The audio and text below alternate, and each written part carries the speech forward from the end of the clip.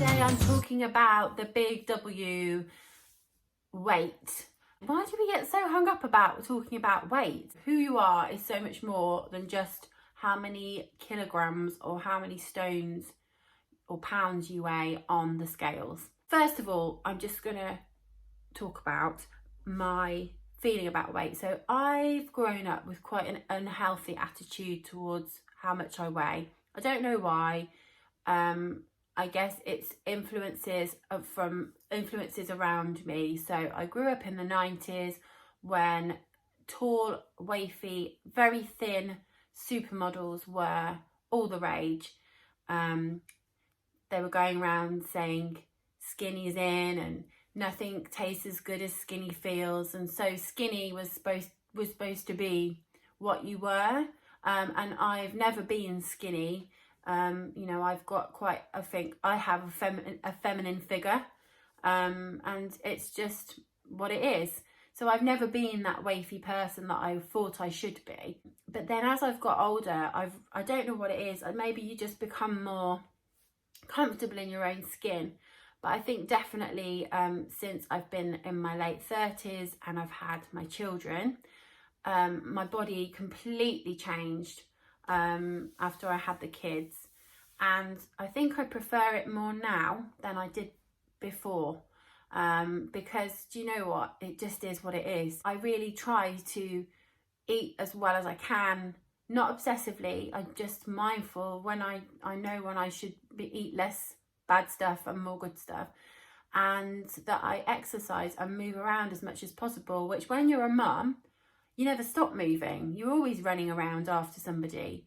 But also it's good to do some exercise, because you do need to do, you know, I think it's around at least 150 minutes a week is what's recommended. So that's like 30 minutes 5 times a week of moderate to, you know, higher intensity exercise, which is what I aim to do when I can. And I think eating right and drinking lots of water and just having a more healthy body image is so much more important than being skinny and weighing less than a feather, which really doesn't prove anything, does it? Other than that you're probably hungry if you've tried to get that thin and in an unhealthy way. So, and then I've been thinking about this a lot, and then my friends at Kinetik Wellbeing have sent me this fabulous, and it is fabulous. I've just done a video about it and I'll be sharing it.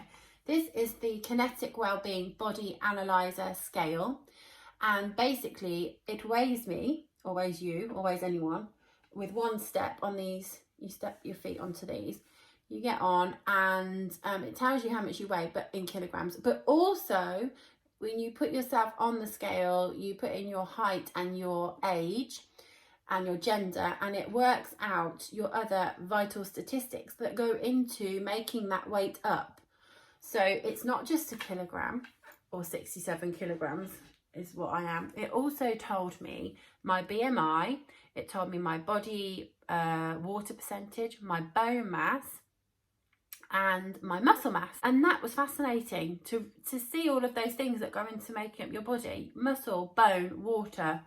Of course, you know, it's not just about what food I've put in my mouth, it's what makes up me. BMI is a really important figure. If you go onto the NHS website and there's a BMI calculator on there, and you put in your height, your weight and your gender and your age, and it will work out what your BMI is and then give you a comparison of what it should be. Now, I went on there after I stepped on these scales, and I've got a screenshot of it. 21.9 was my BMI, which is exactly what came up on the Kinetik scale. So that was really reassuring to show that they got that absolutely spot on. Basically, if your BMI is over 24, you are classed as being overweight. If it's much higher, then you could be into the obese or morbidly obese section, which is not good for your body. It's putting your organs under a lot of strain. It's not good for your heart. You're likely to have higher blood pressure.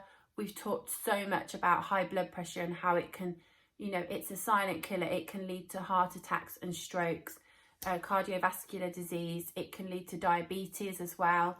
So if you've got a high BMI, you're much more likely to develop type 2 diabetes. So it's not just about the number on the scales, it's about the BMI as well. And then you're looking at your muscle mass and your bone mass as well. These are things that degenerate over time. So regular exercise will help keep your bones healthy. If you eat right, drink right, exercise enough, your bones will stay healthier. If your muscle density is good because you're doing the right type of training, then that's really reassuring. So my muscle mass came up quite high, but I was pleased about that because I do a lot of yoga, so I know that strength training is working. And then the figure I really hadn't thought about was my body water. So of course our bodies are made up of water, not all just water, but there's it's a really important element of who we are and what makes us. And basically, as it told me in the user manual for the Analyser scales, if your water percentage is too low, it shows that you're dehydrated. If you're dehydrated, your body function is not going to be as efficient, is it? Your organs are going to be starved of what they need. Your brain as well. If you're dehydrated, you get a headache, you feel a bit fuzzy, a bit tired. So that's really important. So there's a really helpful chart in the manual which tells you about your body water ratio, and then it will give you like what it is against your body fat and tell you if it's healthy or not. That in itself was fascinating because I just never thought about it. So the message really is, yes, your weight's important because it signifies how healthy you are, but don't just look at the kilos or the pounds or the ounces. Look at what goes into making up your body as a whole. So BMI is an important figure, and it is important to keep your weight down, and those other numbers, because that shows that your body's functioning well and you're active and you've got a more healthy mindset, really. So I hope that kind of makes sense. Keep watching Kinetik Mums. We're sharing lots of information in January all about how to stay healthy and keep your families healthy. We're on a mission to champion your family's health, and I really hope that you click the subscribe button.